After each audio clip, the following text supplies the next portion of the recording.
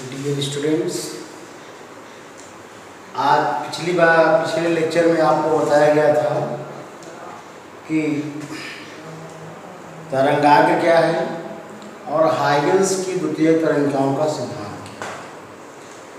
इसमें आपको ये बताया गया कि जब किसी माध्यम से प्रकाश की तरंगें निकलती हैं, यदि उस पृष्ठ पर कोई एक ऐसा पृष्ठ खींचे जिससे निकलने वाली सभी या जिसमें उपस्थित तरंग सभी समान कला में हों, तो ऐसे पृष्ठ को हम तरंगाग्र कहते हैं। और हाइगन्स की द्वितीय तरंगिकाओं सिद्धांत में आपको ये बताया गया कि प्रत्येक तरंग जो है प्रकाश तरंगों के रूप में संचरित होता है और तरंगों के संचरण के लिए माध्यम की आवश्यकता होती है।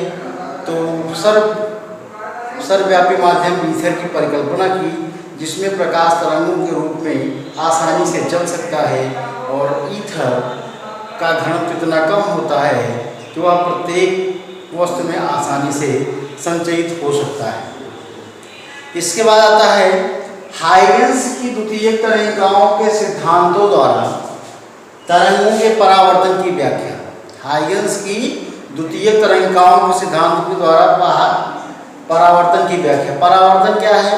प्रकाश में परावर्तन आपको ये बताया गया है, जब कोई प्रकाश किसी चमकदार सतह पर पड़ता है वह उसी माध्यम में वापस और लौट आता है, अर्थात आपतन कोण परावर्तन कोण के बराबर आता है। इसमें भी आपको हाइगन्स ने यह बताया कि प्रकाश तरंगों के रूप में संचरित होता है, प्रकाश तरंगों के रूप में संचरित होता है और तरंगिकाओं के सिद्धांत के अनुसार आपको ये सिद्ध कर देना है कि प्रकाश में जो आपतन कोण है उसके परावर्तन कोण के बराबर हो जाए। तो इस प्रकार प्रकाश के परावर्तन की व्याख्या तरंग सिद्धांत के आधार पर हो सकती है। जैसे यहाँ पर मान लीजिए जेड जेड डैश कोई परावर्तक पृष्ठ है, जेड जेड डैश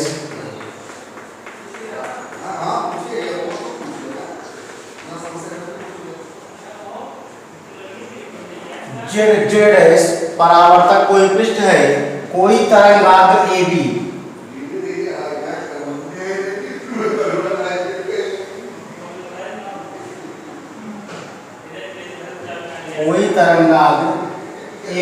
आपतित हो रहा है।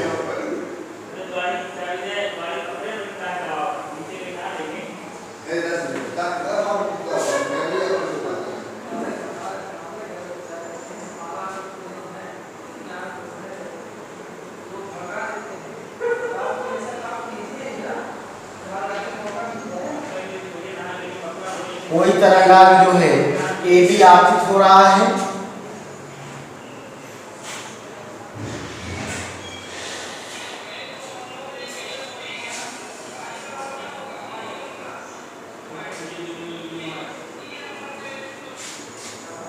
और परावर्तित होने के पश्चात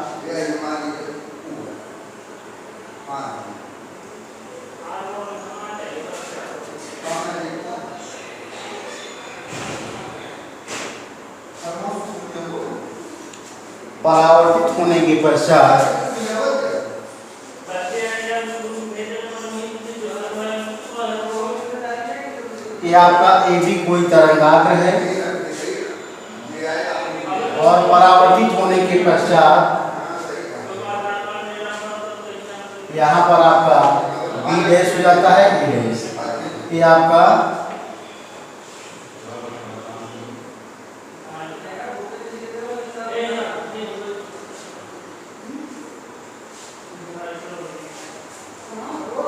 A B dash B A dash.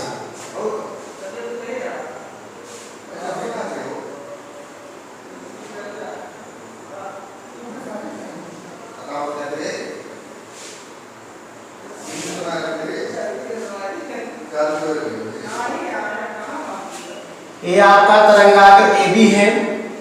तरंगाग्र ए बी का ए सिरा जेड जेड डैश पर आपतित हो रहा है। तो इसकी प्रकार जो इसकी चाल है, तरंग की चाल वो भी है, तरंग की चाल भी है और टी समय पश्चात ये तरंग ए डैश पर प्राप्त हो रही है। तो ए बी क्या हो जाएगा, B A dash equal to v t. और उसी प्रकार जब तरंग जो है बी से ए, टी समय में बी से ए पर पहुंचती है ए डैश पर, तो ये तरंग ए से बी डैश पर पहुंच जाती है, अर्थात A B dash equal to v t. कहने का मतलब हो जाएगा B A dash is equal to v t बराबर ए बी डैश। अब यहाँ पर आप साइन आई का मान निकाल लीजिए। Sine i is equal to A B dash upon A dash, और sine r equal to B A dash upon A dash. तो sine i upon sine r equal to A B dash upon B A dash is equal to v t upon v t is equal to 1। तो sine i equal to sine r, तो i equal to are. कहने का मतलब आपतन कोण परावर्तन कोण के बराबर हो गया, तब यह जो है परावर्तन के नियम की व्याख्या करता है। यहाँ पर देखिए, ये आपतित किरण अपवर्तित किरण के आपतित किरण परावर्तन किरण के बराबर हो गई। यहाँ पर द्वितीय तरंगिकाओं के सिद्धांत द्वारा ये परावर्तन के नियम की व्याख्या करता है। अब है हाइगन्स की द्वितीय तरंगिकाओं के सिद्धांत द्वारा तरंगों के अपवर्तन की व्याख्या। तरंगों के अपवर्तन की व्याख्या।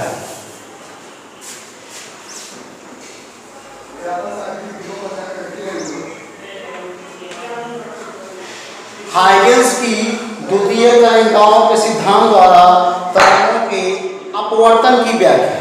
अब यहाँ पर अपवर्तन क्या है, जब प्रकाश की किरण एक माध्यम से दूसरे माध्यम में जाती है तो वह अपने मार्ग से विचलित हो जाती है। अपने मार्ग से विचलित होने के इस प्रकार की घटना को हम प्रकाश का अपवर्तन कहते हैं। कहने का माध्यम, पहले माध्यम में जो प्रकाश की चाल होगी दूसरे माध्यम में प्रकाश की चाल से भिन्न होगी, चाल से भिन्न होती है, ठीक है ना।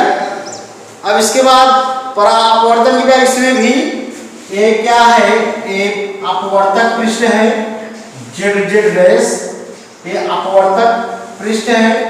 कोई ए बी तरंगाग्र, कोई ए बी तरंगाग्र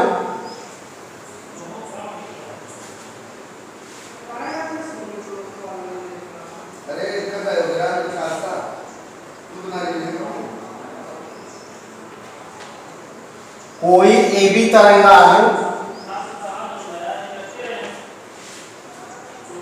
तरंगाग्र इस पर आपतित हो रहा है।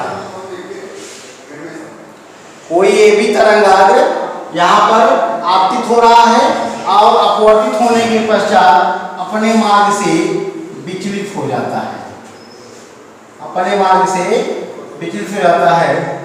यहाँ स्पर्श रेखा जब खींचते हैं, यहाँ पर यहाँ आपका बी,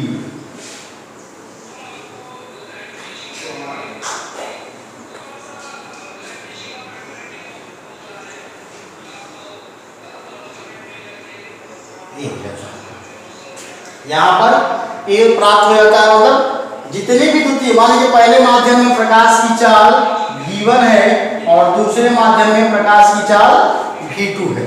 प्रकाश की किरण पहले माध्यम से, पहला माध्यम मान लीजिए सघन माध्यम है, दूसरा माध्यम मान लीजिएगा विरल माध्यम है। तो पहले माध्यम में जब प्रकाश की चाल प्रकाश चलता है तो जेड जेड कोई कारण से मान लीजिए पहले माध्यम में वह V1 चार्ज चलता है, तो T समय पश्चात यहाँ पर वह बिंदु ए पर प्राप्त होता है। यहाँ पर आपको क्या हो जाएगा, B A dash equal to V1T। और वहां से आप द्वितीय तरंगिकाएं निकलती हैं जो आगे बढ़ती है बी से ए तक डैश तक आने में जो समय लगता है वह ए से बी तक पहुंचे, बी डैश तक पहुंच जाता है। तब क्या हो जाता है, ए से बी डैश तक पहुंच जाता है, ठीक, उतने ही समय में। अर्थात A B dash is equal to V2 T रहता है।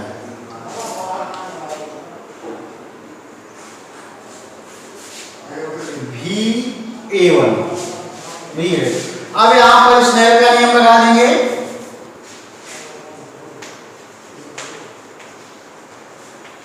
Sign I is equal to A B dash upon A dash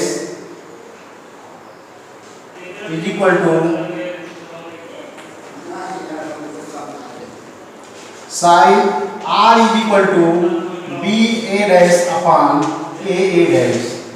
sine I upon sine R is equal to A B dash upon B A dash is equal to V1T upon V2T। तो sine I upon sine R is equal to V1 upon V2। V1 upon V2 is equal to constant, अतः sign I upon sine R is equal to constant. जबकि constant sine I upon sine R का मान क्या हो जाएगा? नियतांक हो जाएगा, अर्थात अपवर्तनांक के बराबर होगा। क्या अर्थात क्या हो जाएगा? यहाँ पर अपवर्तन के नियम की व्याख्या होगी, क्योंकि यहाँ पर स्नेल के नियम की पूरी तरह क्या होती है? पुष्टि होती है। अब यहाँ पर आपका हाइगेंस की द्वितीय तरंगिकाओं के सिद्धांत के आधार पर अपवर्तन की व्याख्या हो जाती है।